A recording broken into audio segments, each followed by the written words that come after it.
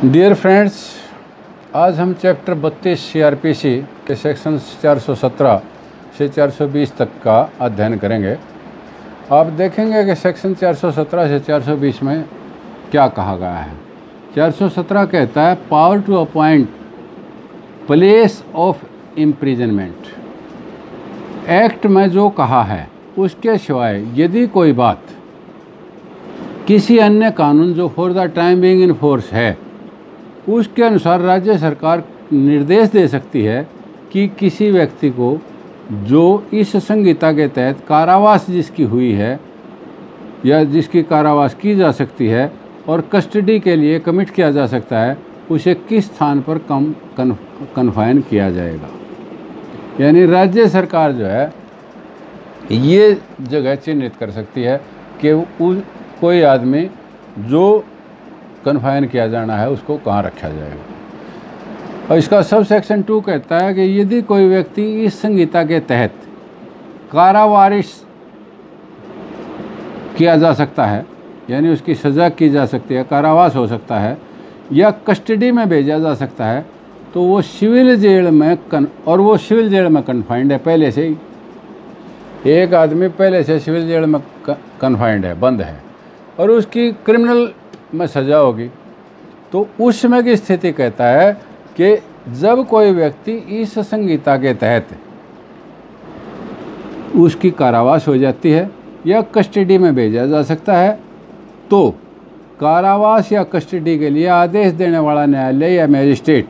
उस आदमी को दंडिक जेल यानी क्रिमिनल जेल में भेजने का आदेश दे सकता है। यदि किसी व्यक्ति को सब सेक्शन 2 के तहत सिविल जेल से क्रिमिनल जेल में भेजा गया है तो छोड़े जाने के वक्त उसे सिविल जेल में लौटाया जाएगा। किस हालात में लौटाया जाएगा? यदि दंडिक जेल में भेजे जाने से 3 वर्ष बीत गए हैं, यानी सिविल जेल से जब वो क्रिमिनल जेल में भेजा गया और क्रिमिनल जेल में उसके 3 साल पूरे हो गए हैं, अर्थात जब उसे सिविल जेल से क्रिमिनल जेल में भेजा गया था और 3 वर्ष बीत गए, तो ये समझा जाएगा कि वह सीपीसी के सेक्शन 58 के तहत रिलीज़ किया गया है या प्रोविंशियल इंसॉल्वेंसी एक्ट 1920 की धारा 23 के अधीन सिविल जेल से छोड़ा माना जाएगा। इसको देखेंगे कि सेक्शन 58 सीपीसी क्या कहता है कि डिटेंशन और रिलीज़ के ऊपर है ये सेक्शन, और इसमें क्या कहा गया है कि every person detained in civil prison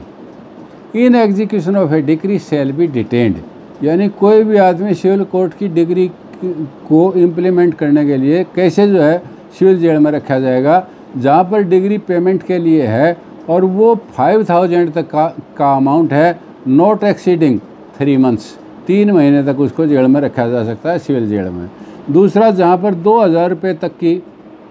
और 2000 से 5000 तक की है, वहाँ पर जो है 6 हफ्ते तक उसे जेल में रखा जा सकता है। Provided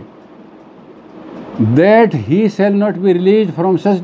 detention from the expiration of the said period of detention on the amount mentioned in the warrant for the detention being paid to the officer in charge of the civil prison. उसको कब छोड़ा जा सकता है? या तो जो warrant के अंदर अमाउंट दिया गया था वो सिविल जेल के अधिकारी को वो अमाउंट पे कर दे, या on the degree against him being otherwise fully satisfied, या किसी अन्य तरीके से वो डिग्री सेटिस्फाई हो जाए, या on the request of the person on whose application he has been so detained. जिस आदमी ने उसको जेल भिजवाने की वो की थी, सिविल जेल में भेजने की, वो कोर्ट से रिक्वेस्ट करेगा जिसे छोड़ दिया जाए। तो और एक और बात है, और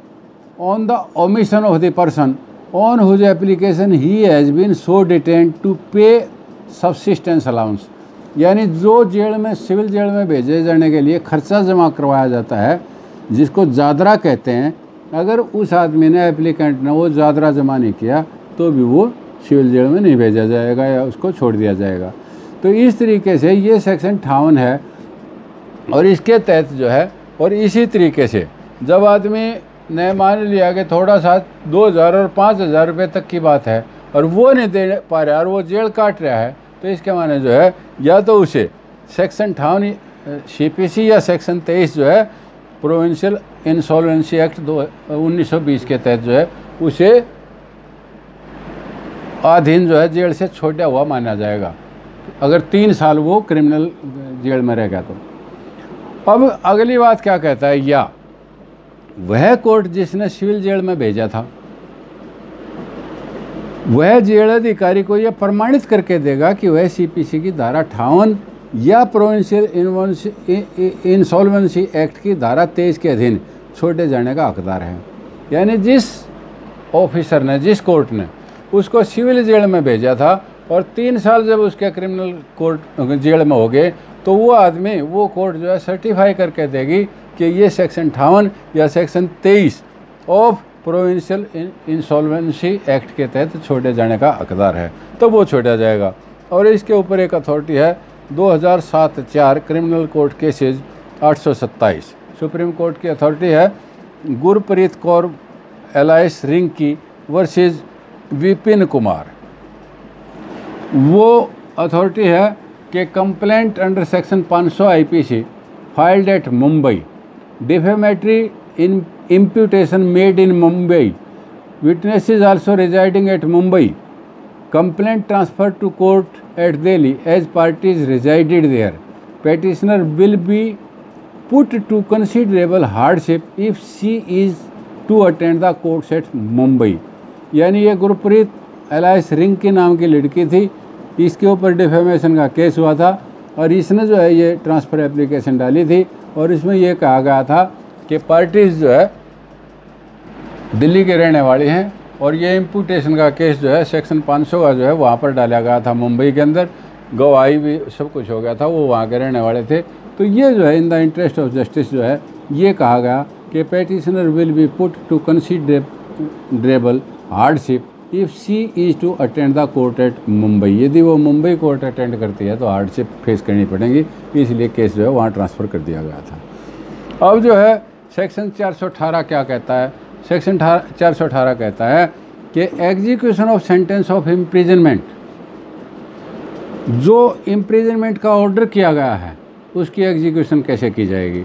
तो धारा 413 CRPC में वर्णित जो मामले हैं उनको छोड़कर जब दोषी को आजीवन कारावास या किसी अवधि के लिए कारावास का दंड दिया है, वहाँ दंडावेश देने वाला न्यायालय उस जेल या अन्य स्थान को जिसमें वो डिटेन है या डिटेन किया जाना है तुरंत वारंट भेजेगा, और यदि अभियुक्त पहले से ही उस जेल या अन्य स्थान में डिटेन नहीं है तो वारंट के साथ उसे जेल या उस स्थान पर भिजवाएगा। अब सेक्शन 413 का मैं एक बार थोड़ा पुनः आपका मुलाजा करवा दूं। सेक्शन 413 क्या कहता है कि execution of order passed under section 368 क्या था कि 366 में जैसे लाइफ इम्प्रिजनमेंट हुई या death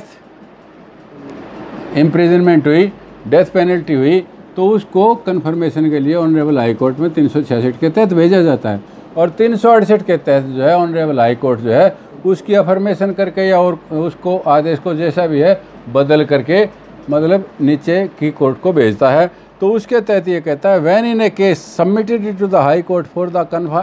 conformation of a sentence of death, the court of session receives the order of confirmation or other order of the high court. Thereon, it shall cause such order to be carried into effect by issuing a warrant or taking such other steps as may be necessary. तो ये 413 के अंदर कहा गया है। तो इसलिए इसमें आगे इसका एक प्रोवाइडेड कहा है। प्रोवाइडेड में ये कहा गया है कि यदि कोर्ट एक आदमी की ये सज़ा करती है कि till rising of the court जो है इसको सज़ा दी जाती है, तो टिल राइजिंग ऑफ कोर्ट का में ये ज़रूरी नहीं कि उसका वारंट जो है बनाया जाए, ये भी ज़रूरी नहीं कि उसका वारंट जेल में भेजा जाए। उसको जहाँ पर भी कोर्ट चाहे वो प्लेस निर्देश कर सकती है कि इसको इतने समय तक, इतने तक यानी 4 बजे तक या 5 बजे तक जब तक कोर्ट बैठी है ये कस्टडी में माना जाएगा और ये इसको फला जगह पर रोका जाए, तो इसलिए उसको वहाँ पर डिटेन कर दिया जाता है। अब इसका सब सेक्शन 2 क्या कहता है कि दोषी कोर्ट में हाजिर नहीं है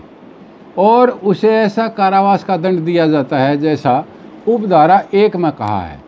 तो न्यायालय उसे जेल या ऐसे दूसरे स्थान जहां उसे डिटेन किया जाना है वहाँ भेजने के प्रयोजन से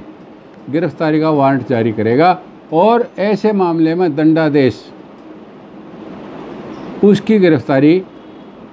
की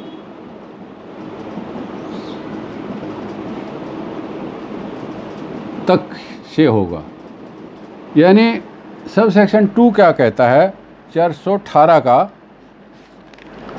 उसमें कहता है कि मतलब where the accused is not present in the court when he is sentenced to such imprisonment as is mentioned in sub section 1 the court shall issue a warrant for his arrest for the purpose of forwarding him to the jail and other place in which he is to be confined and in such case the sentence shall commence on the date of his arrest। यानी जब वो पकड़ा जाएगा ना जिस समय उस warrant के तहत, तो उस समय से सज़ा शुरू होगी, उस समय से गिरफ्तार समझा जाएगा। गिरफ्तार किया गया है तो गिरफ्तारी के वहाँ से जो है उसकी वो मानी जाएगी कि गिरफ्तारी की तारीख से जो है उसका दंडावेश यानी सज़ा शुरू होगी। क्लियर हो गया? तो अब जो है 419 की बात हम करते हैं। 419 क्या कहता है कि every warrant for the execution of a sentence of imprisonment shall be directed to the officer in charge of the jail और other place in which the prisoner is और इज टू बी कन्फाइंड। यानी कोई भी warrant जो है जिसकी execution होनी है वो कहाँ पर भेजा जाएगा? जेल के अधिकारी को, बार साधक अधिकारी को, या उस स्थान पर जहाँ पर उसे रखा जाना है उस स्थान के बार साधक अधिकारी को वो जो है वारंट भेजा जाएगा जहाँ उसे प्रतिरोध करना है, डिटेन है या डिटेन किया जाना है। तो 420 क्या कहता है कि वारंट किसको सौंपा जाएगा? ये बहुत छोटा सा सेक्शन है, एक लाइन का, और इसमें कहता है कि when the prisoner is to be confined in jail, जब किसी कैदी को, बंदी को जेल में रखा जाना है, कन्फाइंड किया है, the warrant shall be lodged with the jailer, तो वारंट जो है उस जेलर को सौंपा जाएगा। ये इसमें कहा गया है। तो सेक्शन 420 तक आज हमने पढ़ा। जिनको ये लेक्चर अच्छा लगा, मेरी उनसे प्रार्थना है कि वो चैनल को सब्सक्राइब करें, वीडियो अच्छी लगी हो तो लाइक और शेयर करें, बेल आइकॉन को दबाएं ताकि अगली वीडियो आपको टाइम पर मिल सके। इन्हीं शब्दों के साथ धन्यवाद। जय हिंद।